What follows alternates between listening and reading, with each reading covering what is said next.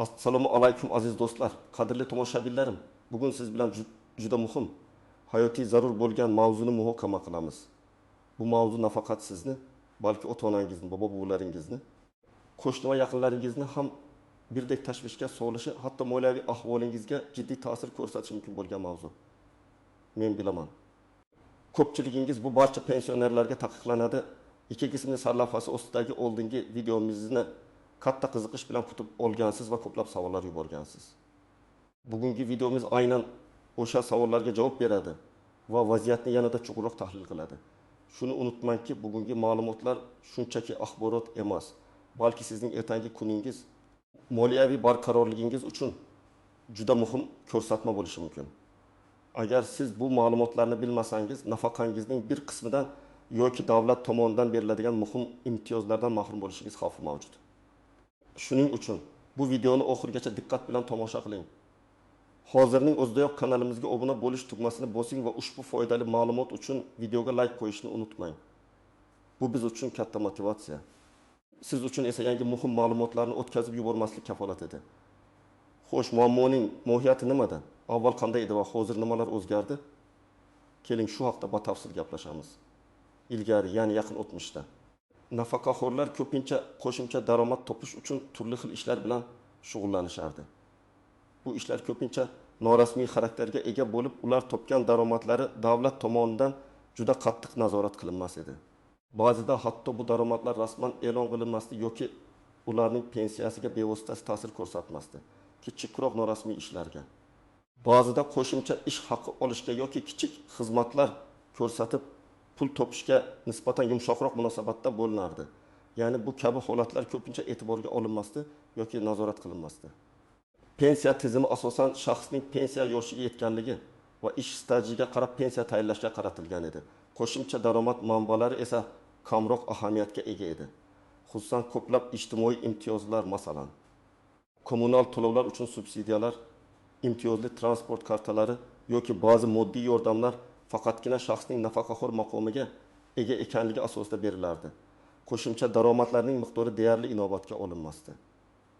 Ba'zida nafaqaxo'rlar o'z oilalariga yordam berish maqsadida kichik biznes bilan shug'ullanishardi yoki qandaydir hunarmandchilik mahsulotlarini sotishardi. Bu daromadlar ham ko'pincha rasmiy tizimdan tashqarida qolar edi. Ammo hozir vaziyat butunlay o'zgardi. Hukumat tomonidan yangi direktivlar, qonunlarga kiritilgan o'zgartirishlar va qo'shimchalar qabul qilindi. Bu o'zgarishlarning asosiy maqsadi moliyaviy operatsiyalar va daromad manbalarida shaffoflikni oshirish, suiiste'molliklarning oldini olish hamda ijtimoiy yordamni haqqoniy va adolatli taqsimlashni ta'minlashdir. Bu degani, endilikda nafaqaxo'rlarning barcha daromad manbalari muntazam ravishda va juda sinchkovlik bilan kuzatib boriladi. Soliq idoralari, banklar, pensiya jamg'armasi va ijtimoiy himoya agentligi o'rtasida ma'lumot almashinuvi yanada kuchaytirildi. Tizimlar integratsiya qilindi. Bu shuni anglatadiki, hatto norasmiy tarzda topilgan, lekin bank o'tkazmalari orqali amalga oshirilgan kichik miqdordagi daromadlar ham endi aniqlanishi mumkin. Taqiqlangan degan so'z aynan shu yerda o'z ma'nosini topadi. Endi nafaqaxo'rlar uchun o'z daromadlarini yashirish yoki moliyaviy ahvolini noto'g'ri ko'rsatish taqiqlanadi. Aks holda bu ularning ijtimoiy imtiyozlardan mahrum bo'lishiga yoki ba'zi hollarda hatto pensiya miqdorining qayta ko'rib chiqilishiga olib kelishi mumkin. Ayniqsa bu o'zgarishlar rasmiy ravishda ishlamaydigan va faqatgina nafaqa oladigan. Lekin ayni paytda qo'shimcha norasmiy daromadlarga ega bo'lgan pensionerlarga qaratilgan. Keling, bu o'zgarishlarni batafsil tahlil qilamiz. Kimlar xavotirga tushishi kerak va kimlar xotirjam bo'lishi mumkin? Birinchi navbatda siz bilishingiz kerak bo'lgan eng muhim narsa shundaki, yangi tizim to'liq integratsiyalashgan. Bu degani, soliq idoralari, banklar, pensiya jamg'armasi va ijtimoiy himoya agentligi ma'lumotlarni o'zaro almashadi. Ilgari har bir idora o'z yo'nalishi bo'yicha ma'lumot to'plar edi. Endilikda esa barcha bu ma'lumotlar bitta yagona platformada jamlanadi va tahlil qilinadi. Bu nafaqat yirik moliyaviy operatsiyalar, balki hatto kichik, lekin doimiy ravishda bank kartalari orqali amalga oshiriladigan pul o'tkazmalari ham diqqat markazida bo'lishini anglatadi. Masalan, sizning hisobingizga muntazam ravishda bir xil shaxsdan yoki turli shaxslardan ma'lum miqdordagi pul o'tkazilib tursa, bu tizim tomonidan daromad deb baholanishi mumkin. Chunki tizim buni shunchaki bir martalik yordam emas. Balki biror xizmat yoki mahsulot uchun to'lov sifatida qabul qilishi mumkin. Bu albatta shaffoflikni oshirishga qaratilgan harakat, lekin ayni paytda ba'zi nafaqaxo'rlar uchun kutilmagan muammolarni keltirib chiqarishi mumkin. Kimlar xavotirga tushishi kerak? Agar siz nafaqaxo'r bo'la turib, quyidagi faoliyat turlari bilan shug'ullanayotgan bo'lsangiz, diqqatli bo'lishingiz lozim. Norasmiy ravishda ishlaydigan yoki to'lovlarni konvertda yoki bank o'tkazmalar orqali qo'ldan qo'lga oladigan nafaqaxo'rlar. Agar siz biror tashkilotda rasmiy ro'yxatdan o'tmasdan ishlasangiz va maoshingiz bank kartangizga o'tkazilsa, bu daromad tizim tomonidan aniqlanishi mumkin. Ijaraga beriladigan mol-mulk egasi bo'lgan va ijara daromadini rasman e'lon qilmaydigan nafaqaxo'rlar. Agar siz kvartira, uy yoki boshqa biror mol-mulkingizni ijaraga bergan bo'lsangiz va ijara to'lovi sizning bank kartangizga muntazam kelib tursa, bu daromad sifatida qayd etiladi. Kichik biznes, masalan, repetitorlik, hunarmandchilik, uy sharoitida tayyorlangan mahsulotlarni sotish, dehqonchilik mahsulotlarini bozorlarda sotish bilan shug'ullanadigan, lekin o'z faoliyatini rasman ro'yxatdan o'tkazmagan yoki soliq to'lamaydigan nafaqaxo'rlar. Hatto kichik miqyosdagi savdo-sotiq ham agar u muntazam xarakterga ega bo'lsa va to'lovlar elektron shaklda amalga oshirilsa, soliq idoralarining e'tiborini tortishi mumkin. Ijtimoiy imtiyozlar, masalan, kommunal xizmatlar uchun chegirmalar, uy-joy subsidiyalari, qo'shimcha moddiy yordam oladigan nafaqaxo'rlar. Agar sizning umumiy daromadingiz pensiya plus qo'shimcha daromad yangi belgilangan chegaralardan oshib ketsa, bu imtiyozlar bekor qilinishi yoki qayta ko'rib chiqilishi mumkin. Chunki ijtimoiy yordam aynan muhtojlarga qaratilgan bo'lib, agar sizning daromadingiz ma'lum bir darajadan yuqori bo'lsa, siz endi muhtojlar qatoriga kirmaysiz deb hisoblanishi mumkin. Kimlar xotirjam bo'lishi mumkin? Aksincha, quyidagi toifadagi nafaqaxo'rlar uchun jiddiy xavotirga o'rin yo'q. Faqatgina davlat pensiyasini oladigan va boshqa hech qanday daromad manbaiga ega bo'lmagan nafaqaxo'rlar. Sizning holatingizda hech narsa o'zgarmaydi. Rasmiy ravishda ishlaydigan nafaqaxo'rlar. Agar sizning ish beruvchingiz barcha daromadlaringizni to'g'ri e'lon qilsa va barcha kerakli soliq va yig'imlarni to'lasa, sizning pensiya hisob-kitobingiz allaqachon bu ma'lumotlarni hisobga oladi. Masalan, agar siz pensiya yoshingizga yetgan bo'lsangiz-da, ishlashni davom ettirgan bo'lsangiz va buning uchun pensiya to'lovini keyinga qoldirgan bo'lsangiz yoki shunchaki pensiya bilan birga ishlasangiz, sizning holatingizda ko'pincha muammo bo'lmaydi. Yangi qoidalar asosan norasmiy daromadlar yoki pensiya oluvchi shaxsning noto'g'ri moliyaviy ahvoli tufayli ijtimoiy imtiyozlardan foydalanish holatlariga qaratilgan. Yaqin qarindoshlardan olinadigan bir martalik katta bo'lmagan sovg'alar yoki moddiy yordam. Bu mablag'lar muntazam xarakterga ega bo'lmasa, daromad deb hisoblanmaydi. Masalan, farzandlaringizning tug'ilgan kuningiz uchun bergan sovg'asi bu qoidaga kirmaydi. Endi esa yuqoridagi gaplarimni aniq misollar bilan tushuntiraman. Bu misollar sizga vaziyatni yanada yaxshiroq tushunishga yordam beradi. Bir misol. Ijaradan olinadigan daromad va imtiyozlar. 7000 yashar Otabek bobo Toshkentda kichikroq 2 xonali kvartirasini talabalarga ijaraga berardi. Har oyda kvartira uchun 2 million so'm ijara haqi olardi. Talabalar qulay bo'lish uchun pulni Otabek boboning bank kartasiga muntazam ravishda o'tkazib berishardi. Oldinlari bu holatga hech kim e'tibor bermasdi. Otabek bobo ham bu daromadni rasman e'lon qilmasdi. Shuningdek, u o'z pensiyasidan tashqari kommunal to'lovlar uchun davlat tomonidan beriladigan imtiyozlardan, masalan, issiqlik va gaz to'lovlari uchun ehridim chegirma foydalanardi. Chunki uning yoshi va pensiya miqdori bunga imkon berardi. Yangi tizim joriy etilgandan so'ng bankdagi pul o'tkazmalari soliq idorasining diqqatiga tushdi. Tizim Otabek boboning hisobiga har oy bir xil miqdorda, bir xil manbadan yoki bir nechta talabalardan kelib tushadigan pullarni aniqladi va kelib tushadigan daromad deb baholadi. Soliq idorasi pensiya jamg'armasi va ijtimoiy himoya agentligi bilan ma'lumotlarni almashib, Otabek boboning pensiyasidan tashqari ancha sezilarli qo'shimcha daromadi borligini aniqladi. Natijada uning umumiy daromadi kommunal to'lovlar uchun imtiyozlar berishning belgilangan chegarasidan oshib ketdi.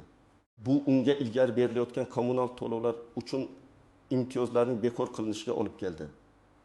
Agar Otabek bobo bu daromadni o'z vaqtida e'lon qilmaganda va soliq to'lamaganda, u nafaqat imtiyozlardan mahrum bo'lardi, balki jarimaga tortilishi ham mumkin edi.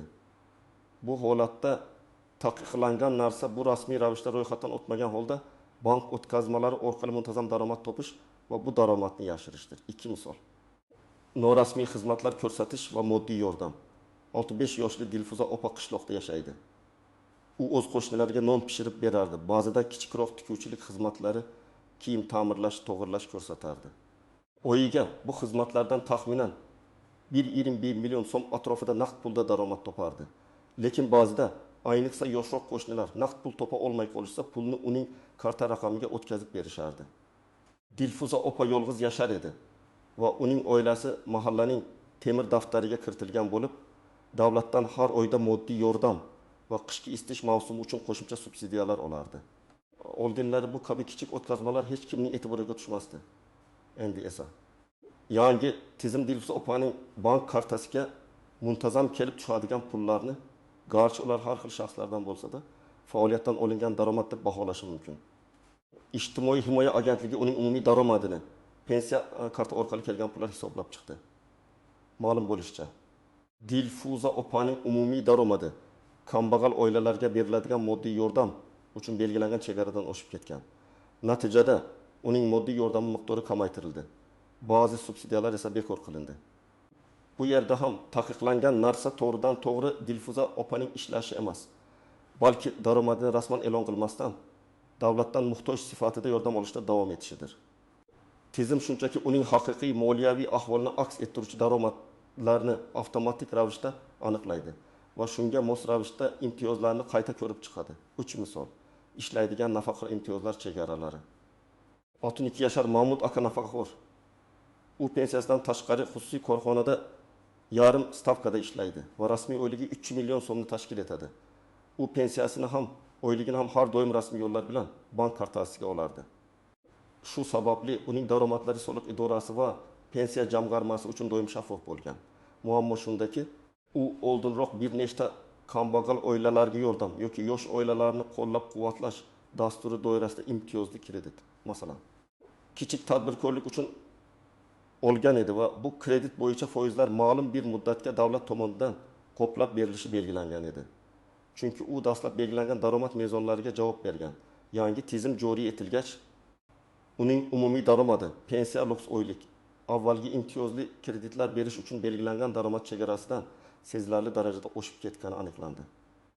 Natijada va avval berilgan imtiyozli kredit foizlari qayta ko'rib chiqildi va uning muhtoj maqomi bekor bo'ldi. Mahmud akadan endilikda kredit foizlarini to'liq miqdorda to'lash talab qilindi. Chunki uning daromadlari endi davlat tomonidan qo'llab-quvvatlanadigan foiz subsidiyalariga ehtiyoj sezmaydigan darajada yuqori hisoblandi. Bu yerda taqiqlangan narsa to'g'ridan to'g'ri emas. Balki oldingi imtiyozli mezonlarga javob bermaydigan daromadga ega bo'la turib, imtiyozlardan foydalanishni davom ettirishdir. Endi esa qoidadan istisnolar, e'tibor berish lozim bo'lgan tuzoqlar va kutilmagan jihatlar haqida gaplashaylik. Bu ma'lumotlar sizni ko'plab bosh og'riqlaridan xalos qilishi mumkin. Istisnolar birmi? Yaqin qarindoshlardan olinadigan bir martalik, takrorlanmaydigan, katta bo'lmagan sovg'alar yoki moliyaviy yordam. Agar farzandlaringiz, nevaralaringiz tug'ilgan kuningizga yoki boshqa bir marosimga pul sovg'a qilsalar, bu daromad deb hisoblanmaydi. Muhimi shundaki, bu o'tkazmalar muntazam va doimiy ish haqi xarakterda bo'lmasligi kerak. Biroq agar sizning hisobingizga har oyda bir xil miqdorda doimiy ravishda kastaga summa kelib tursa, bu savol tug'dirishi mumkin. Shaxsiy tomorqadan olinadigan daromad. Agar siz o'zingizning tomorqangizda faqatgina shaxsiy iste'mol uchun sabzavotlar, mevalar yetishtirsangiz va ularni sotsial sotish uchun emas, balki faqat o'z oilangiz uchun ishlatsangiz, bu daromad hisoblanmaydi. Agar siz har hafta bozorga chiqib, mo'l-ko'l mahsulot sotsial sotsangiz va bu sizning asosiy daromad manbalaridan biriga aylansa, bu holat soliq idorasi tomonidan tekshirilishi mumkin. 3. Intellektual mulkdan olinadigan daromadlar. Masalan, kitob uchun gonorar, patentdan keladigan daromadlar yoki ilmiy ishlar uchun mukofotlar. Bunday daromadlar odatda boshqa turdagi soliq qoidalariga ega bo'lib, ular doimiy ish haqi yoki biznes daromadi, singari ijtimoiy imtiyozlarga bir xil darajada ta'sir qilmasligi mumkin. Ammo ular baribir rasman e'lon qilinishi shart. Tuzoqlar noma'lum manbalardan keladigan bank o'tkazmalari. Ba'zida begona odamlar sizdan iltimos qilib, o'z pullarni sizning kartangizga o'tkazishlari mumkin. Keyin esa sizdan naqd pulda qaytarib olishadi. Hatto kichik summalar bo'lsa ham bunday amaliyotlardan ehtiyot bo'ling. Agar bu muntazam bo'lsa, tizim buni biznes faoliyatidan olingan daromad deb bağlaşı va sizni soliq to'lashga majbur qilishi mumkin. Hatto firibgarlik sxemalarga ham aralashib qolishingiz mumkin. İki, norasmiy vositachilik faoliyati. Qo'shnilarga biror narsa sotib olish yoki sotishda yordam berish va buning evaziga kichik komissiya olish. Agar bu harakatlar muntazam tus olsa va bank o'tkazmalari orqali amalga oshirilsa, bu ham xavfli bo'lishi mumkin. Siz bilmagan holda sizning ustingizdan shikoyat kelib tushishi yoki bank monitoringi sizning faoliyatingizga shubha bilan qarashi mumkin. 3. Deklaratsiya talablarini noto'g'ri tushunish. Ko'plab nafaqaxo'rlar agar ular rasmiy ishda ishlamasa, boshqa daromadlari hisobga olinmaydi deb o'ylashadi. Ammo yuqorida aytganimizdek, ijtimoiy imtiyozlar masalasida bu butunlay noto'g'ri tushuncha bo'lib qoldi. Endi har qanday muntazam pul oqimi hisobga olinishi mumkin. 4. Oilaviy daromadlarni hisobga olish. Bazı ijtimoiy imtiyozlar uchun nafaqat nafaqaxo'rning shaxsiy daromadi, balki birga yashovchi barcha oila a'zolarining umumiy daromadi ham hisobga olinishi mumkin. Masalan, agar nafaqaxo'r balog'atga yetgan, yuqori daromadga ega bo'lgan farzandi bilan birga yashasa, garchi nafaqaxo'rning shaxsiy qo'shimcha daromadi kam bo'lsa ham, oilaning umumiy daromadi sababli u ba'zi imtiyozlardan mahrum bo'lishi mumkin. Bu har bir imtiyoz turi uchun alohida belgilanishi mumkin bo'lgan murakkab muammo. Kutilmagan jihatlar 1. Chegara masalasi. Davlat tomonidan barcha ijtimoiy imtiyozlar uchun yagona universal daromad chegarasi mavjud emas. Har bir imtiyoz uy-joy subsidiyalari, kommunal chegirmalar. Moddiy yordam o'ziga xos daromad chegarasiga ega bo'lishi mumkin. Sizni bitta imtiyozdan mahrum qilgan daromad boshqa bir imtiyozdan mahrum qilmasligi mumkin. Bu tizim juda murakkab va individual yondashuvni talab qiladi. 2. Faol deklaratsiya qilish va aniqlanish. Har doim ham daromadlarni o'zingiz e'lon qilishingiz yaxshiroqdir. Hatto ishonchingiz komil bo'lmasa ham. Chunki daromadni e'lon qilmaslik yoki noto'g'ri ma'lumot berish uchun jazo odatda e'lon qilingan daromadning imtiyozlarga ta'siridan ko'ra og'irroq bo'ladi. Davlat sizning shaffofligingizni qadrlaydi. O'ta raqamli izlar, hatto naqd puldagi operatsiyalar ham ba'zan raqamli iz qoldirishi mumkin. Masalan, norasmiy biznesingiz uchun tovarlarni kartadan to'lab sotib olsangiz, bu xaridlar sizning biznes faoliyatingiz borligidan dalolat berishi mumkin. Tizim avvalgidan ko'ra aqlliroq va ko'proq ma'lumotni tahlil qila oladi. 4. Mahalliy va markaziy qoidalar. Ba'zi viloyatlar yoki tuman ma'muriyatlar markaziy direktivalardan tashqari qo'shimcha maxsus dasturlar yoki qoidalarga ega bo'lishi mumkin. Shuning uchun har doim o'zingizning mahalliy ijtimoiy himoya bo'limingizga murojaat qilib, aniq ma'lumot olishingiz lozim. Siz yashayotgan hududning o'ziga xosliklari bo'lishi mumkin. Endi esa eng muhim qism amaliy maslahatlar. Bu qadam-qadam ko'rsatmalar sizga to'g'ri harakat qilishga yordam beradi va sizni kutilmagan muammolardan himoya qiladi. Birgadan ma'lumot yig'ish, o'zingizning barcha daromad manbalaringizni sinchiklab ko'rib chiqing. Pensiyangizdan tashqari sizda qanday daromadlar bor? Bular rasmiy ish haqi, mol-mulkni ijaraga berishdan olinadigan daromad, o'z-o'zini band qilishdan tushadigan mablag', bank o'tkazmalari orqali hisobingizga kelib tushgan pullar. Hatto doimiy ravishda oladigan yordam pullari ham bo'lishi mumkin. Bularning barchasini bir qog'ozga yozib oling. Har birining taxminiy oylik yoki yillik miqdorini belgilang. Bu sizga o'z moliyaviy ahvolingizni aniq ko'rishga yordam beradi. Esda tuting, hech narsani yashirishga urinmang. O'zingiz uchun halol ro'yxat tuzing. 2 qadam tekshirish va maslahat olish. Agar siz davlatdan biron bir ijtimoiy imtiyoz yoki moddiy yordam olsangiz, masalan, kommunal to'lovlar uchun subsidiyalar, har oylik moddiy yordam, imtiyozli transport kartalari, uy-joy sotib olishdagi yordam va haqidagi. Zudlik bilan mahallangizdagi ijtimoiy himoya bo'limiga yoki Xalq bankining pensiya bo'limiga murojaat qiling. Ulardan yangi qoidalar bo'yicha sizning umumiy daromadingiz qaysi imtiyozlarga ta'sir qilishi mumkinligini so'rang. Bu bepul va sizning huquqingizdir. Sizning holatingizni tushuntiring va ularning tavsiyalarini tinglang. Hatto turli davlat xizmatlari markazlariga ham murojaat qilishingiz mumkin. 3 qadam daromadlarni qonuniylashtirish. Agar sizda doimiy norasmiy daromad manbalari bo'lsa, masalan, qo'shimcha xizmatlar ko'rsatish, kichik savdo, ularni qonuniylashtirish yo'llarini o'rganing. Bugungi kunda ko'plab faoliyat turlari uchun o'z-o'zini band qilgan shaxs statusini olish juda oson va kam xarajatli. Bu sizga tinchlik beradi va kelajakda yuzaga kelishi mumkin bo'lgan jarimalar, imtiyozlardan mahrum bo'lish kabi salbiy oqibatlardan saqlaydi. Soliq idorasiga borib maslahat oling. Ular sizga qaysi faoliyat turlari uchun o'z-o'zini band qilish mumkinligini, soliq miqdorini va qanday hujjatlar kerakligini batafsil tushuntirib berishadi. Minimal soliq to'lab, siz o'zingizni xavfsizlikka olgan bo'lasiz va davlat tomonidan qo'shimcha yordam olishingizga bu salbiy ta'sir ko'rsatmasligi mumkin. Aksincha, shaffof faoliyat sizga ishonchli fuqaro sifatida ko'rinishga yordam beradi. 4 qadam: bank hisob varag'ini nazorat qilish. Bank kartangizga keladigan barcha pul o'tkazmalarini muntazam ravishda kuzatib boring. Bank ilovalar orqali kirib, o'tkazmalar tarixini ko'rish qiyin emas. Agar doimiy ravishda noma'lum shaxslardan yoki sizning faoliyatingiz bilan bog'liq bo'lgan pul kelib tursa, ehtiyot bo'ling. Agar bu pul sizning daromadingiz hisoblanmasa, masalan, kimdir sizga shunchaki yordam bergan bo'lsa, pul jo'natuvchidan o'tkazma maqsadini ko'rsatishini so'rang. Bu muhim. Chunki o'tkazma maqsadi yuridik jihatdan dalil bo'lib xizmat qilishi mumkin. Masalan, qarz qaytarish, yordam kabi izohlar sizni keyinchalik muammolardan xalos qilishi mumkin. 5 qadam: yuridik maslahat olish.